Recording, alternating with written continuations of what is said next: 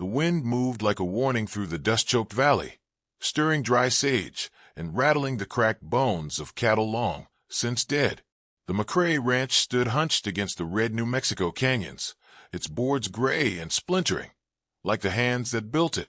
Inside, the silence was colder than any winter. Ada McCrae stood barefoot on the porch, her palms clenched at her sides, the wooden floor groaning beneath her as if it, too, didn't want what was coming. Her brothers flanked her like jailers, Mason with his jaw locked tight, and Colby chewing a splinter like it might save him from what he was doing. She looked at both of them, eyes hard as flint, the scar above her lip pulled tight. "I ain't marrying him," she said for the third time. Colby avoided her eyes. Mason didn't.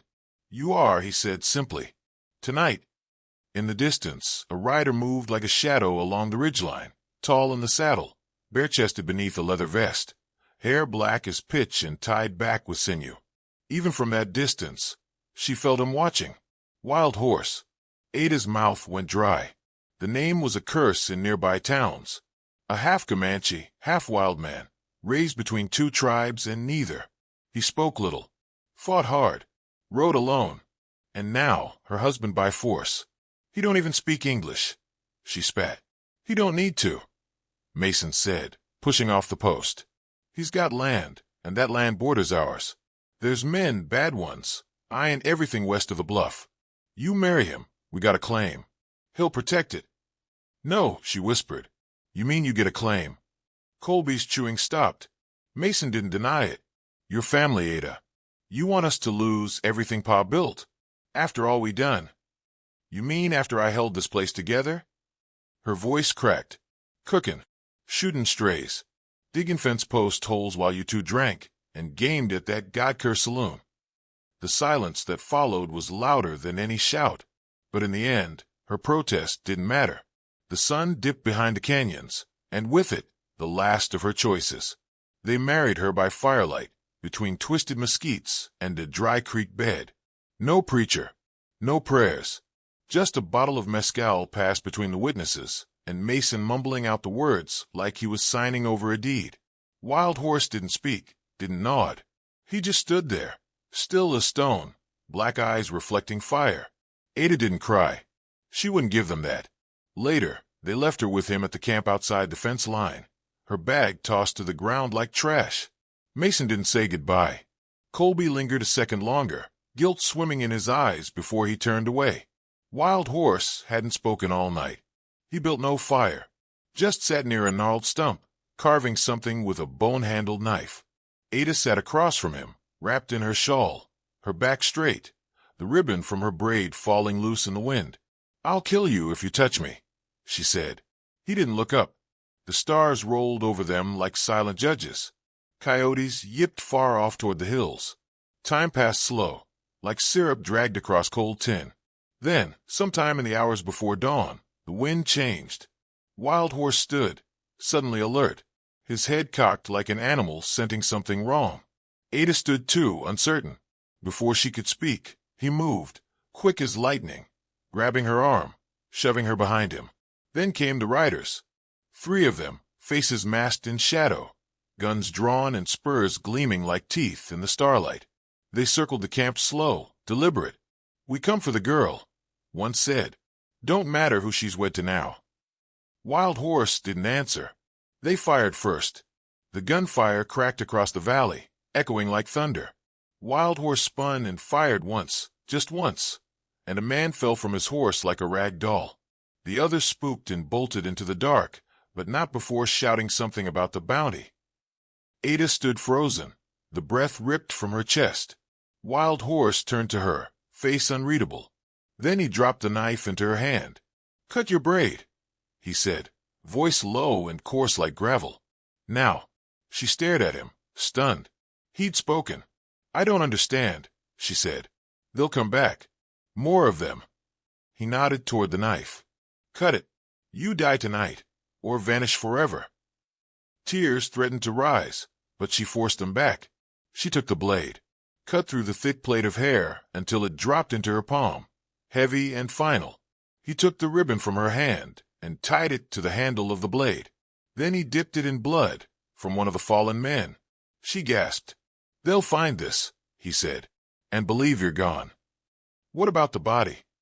I'll burn the camp. Scatter the bones. Ada looked down at the knife. Her ribbon, soaked in someone else's blood. She should have felt horror. Instead, all she felt was release. Why are you helping me? He didn't answer at first.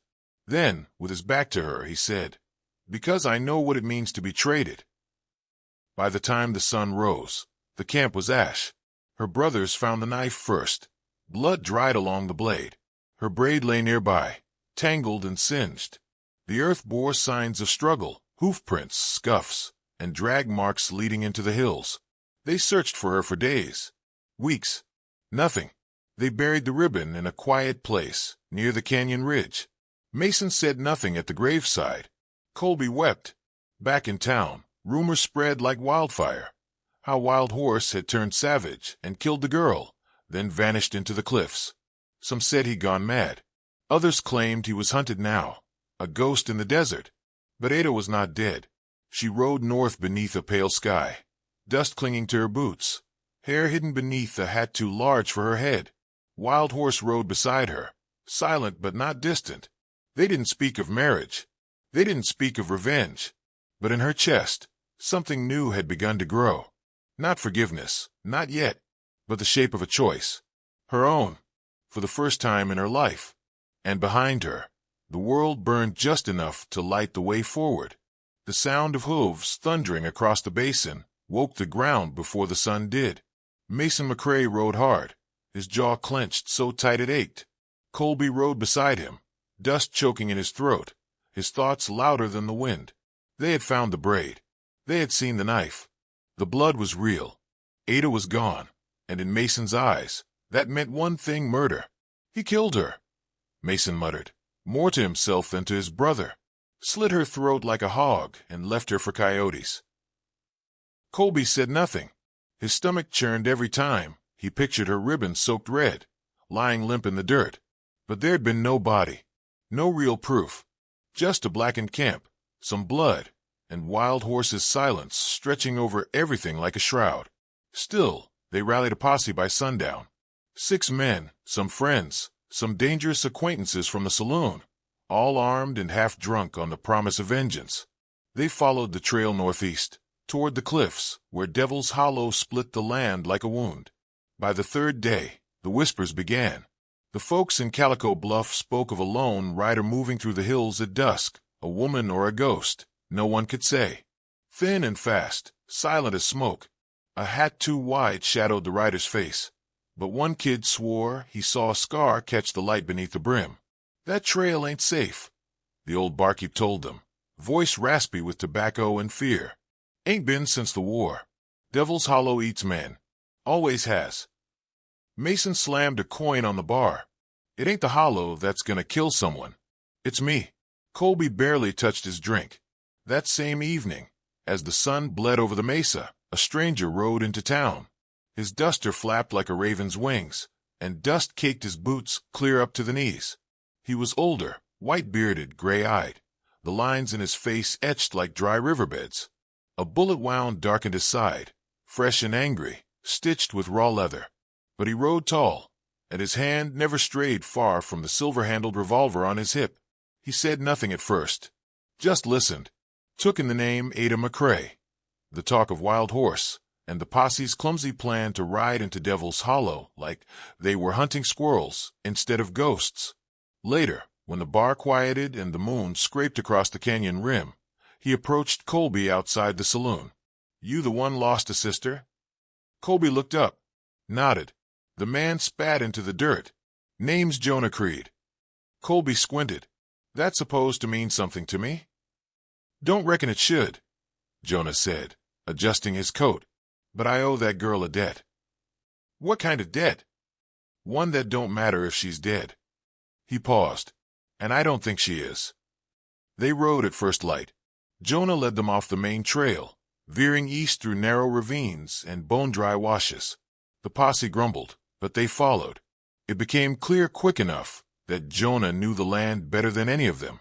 He pointed out broken brush, hoof scars, a snag of cloth hanging from a thorn bush. Mason scoffed until Jonah drew a line in the dirt, showing how the tracks doubled back. Someone leading a false trail. She's running, Jonah said. Not dying to.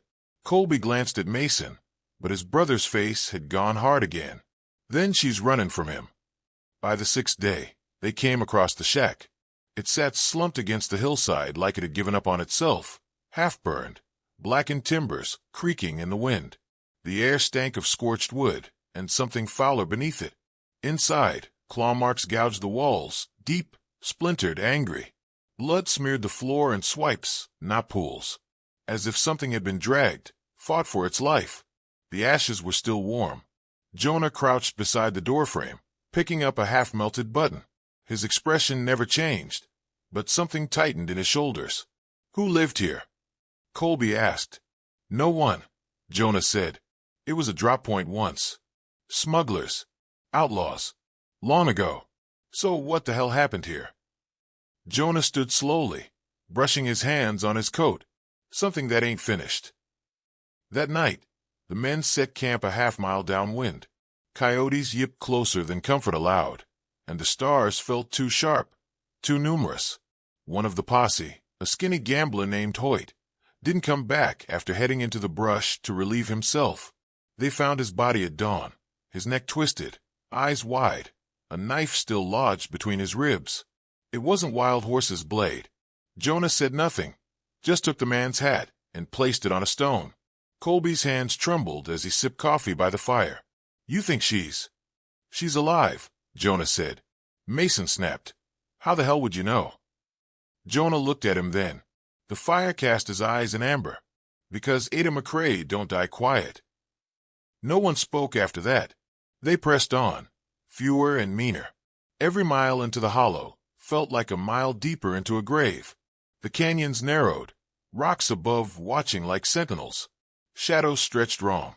At night, voices echoed, faint, whispering, always behind them.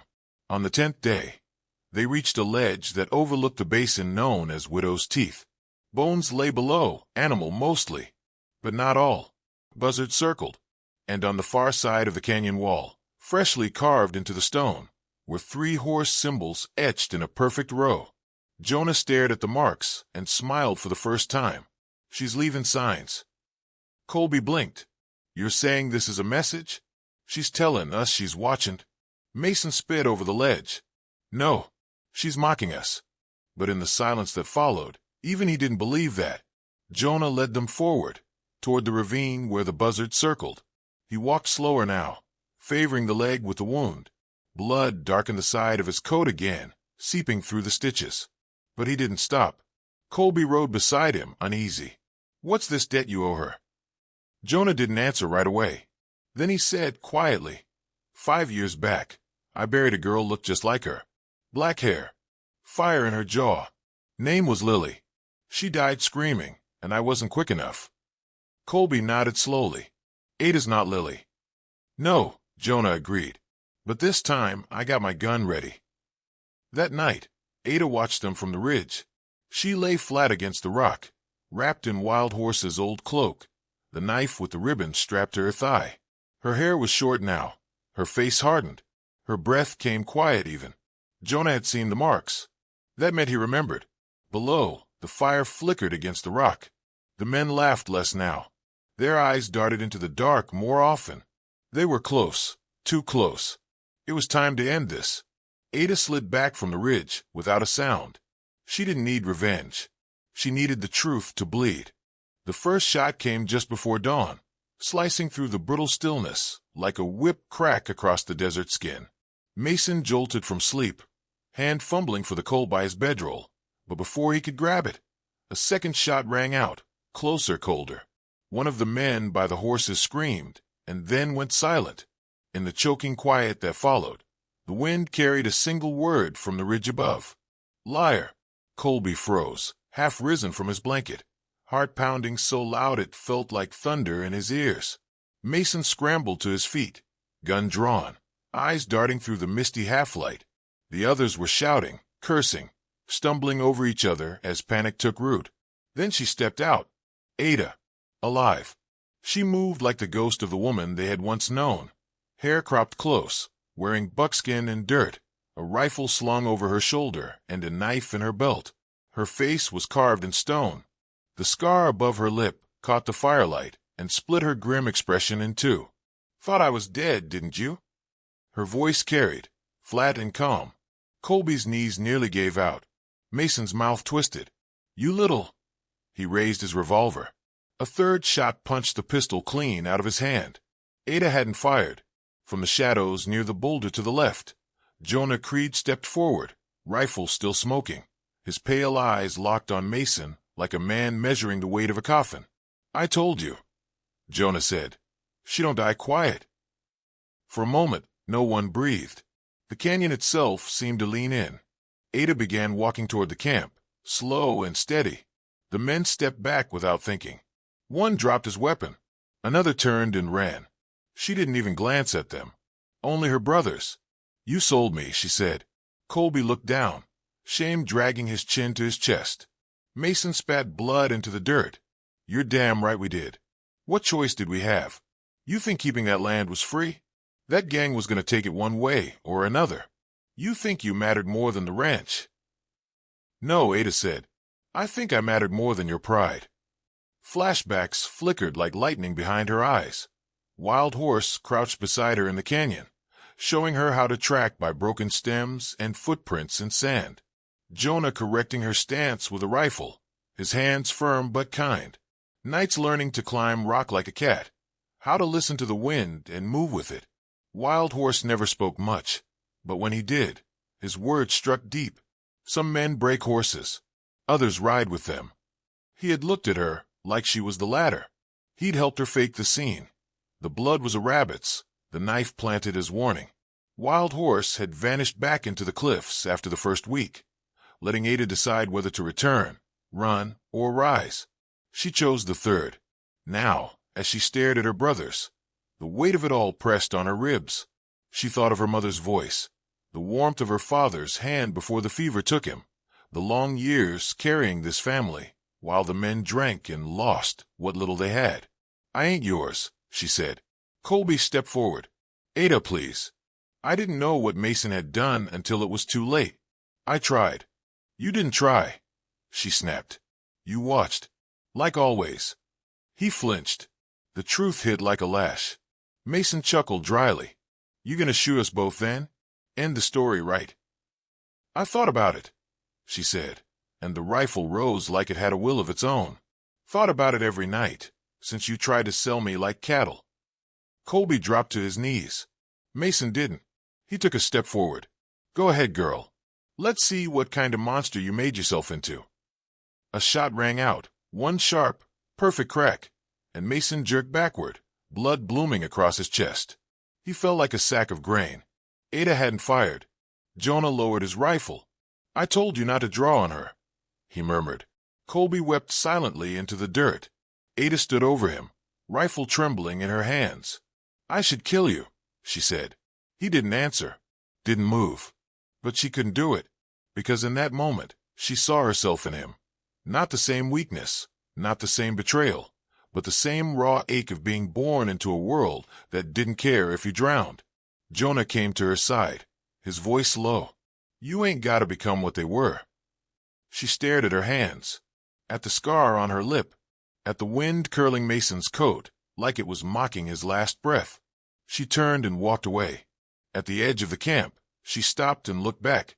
"Tell them what happened," she said to Colby. "Tell them what you did, what we all let happen." Then she vanished into the rising sun. By the time the townsfolk rode out to see what the shooting was about, Colby was waiting at the crossroads, tied to the sheriff's post, a note pinned to his shirt in Ada's handwriting. "Justice was here. She'll come again if you lie." They never found Ada again, but in the high canyons, where the hawks circle and the shadows keep their secrets, some say a lone rider moves at night, fast as a whisper, quiet as prayer. She doesn't speak. She watches. And sometimes, when the wicked outnumber the good, she strikes. The morning sun spilled across the dust-streaked town of Calico Bluff, turning the clapboard buildings gold and casting long shadows over the cracked boards of the sheriff's office. Colby McRae sat slumped against the doorframe, wrists tied tight with rope, his head bowed beneath the weight of what he'd done, and what he hadn't stopped. His lip was split, one eye swollen nearly shut, but he wasn't fighting it. Not anymore. Pinned to his chest with a rusted nail was a scrap of parchment, torn from the back of a ledger and scrawled in a bold, uneven hand. "Tell them who I was, or I'll return." Sheriff Duval read the note once, then twice, then said nothing at all. He cut Colby loose and sent him home without a word, knowing justice had already passed through and made its point clear. No one ever saw her ride out. They only found the signs days later, hoofprints carved deep into the red dust heading north, toward the canyons, where even the eagles didn't fly. There, where the sun touched only stone and silence, her trail vanished, swallowed by wind and time. Some said she rode with a white Mustang, its mane trailing like a banner of smoke. Others claimed her rifle, now carved with 4 horse symbols, never missed its mark, not even once. They started calling her the Canyon Ghost, though no one remembered who said it first. The name just stuck, like her legend. Her braid was gone, cut clean with the same knife her brother once tried to trade away. Now her hair curled wild around her face, and when strangers met her eyes, if they ever saw her up close, they swore they saw the whole desert reflected in them. The heat, the rage, the silence. Stories spread like fire on the prairie. A rancher swore she saved his daughters from a traveling preacher who wore a cross with a hidden blade. A railroad man claimed she stopped a freight robbery single-handedly, leaving 6 men bound and gagged on the tracks with a note that read asterisk, "You steal, you pay." Asterisk, a widow in Lost Creek, said the Canyon Ghost came in the dead of night and left a sack of silver bullets at her door, just enough to buy the land back from the banker who had threatened her sons. But no one ever saw her face, just the flash of a rifle in moonlight, the whisper of hooves on stone, and sometimes, if the wind was right, the low, quiet hum of a woman singing a tune older than memory. They said she walked with spirits, that Wild Horse himself had taught her to ride in silence and kill without hate. Some even believed she died years ago, and the rider they saw now was something else, a shadow of what happens when a woman is pushed too far and chooses not to break. But those who listened closely knew the truth wasn't as distant as myth. She had been sold. She had been betrayed. She had been hunted. And still, she had risen. The sheriff kept the knife she left behind, its handle worn smooth by calloused fingers, its blade sharp as ever. He never put it in the evidence box, just kept it in a drawer and, every now and then, opened it to remind himself what real justice looked like. When the rains finally returned that summer, carving new paths through the canyon walls, folks said it was her blessing, that she'd tamed the land just long enough for it to forgive itself. No one in Calico Bluff dared speak her name aloud. Not Masons, not Colbys, but children played games in the dirt pretending to be her, faces smeared with ash, sticks carved like rifles, braids tucked under hats too big for their heads. They rode broom-handle Mustangs through the alleys, chasing invisible villains into the sunset, and every tale ended the same way, with her riding off alone, because that was the price of justice, because legends don't stay. In a land where justice wore spurs and vengeance rode silent, the girl they gave away became a legend they never outran.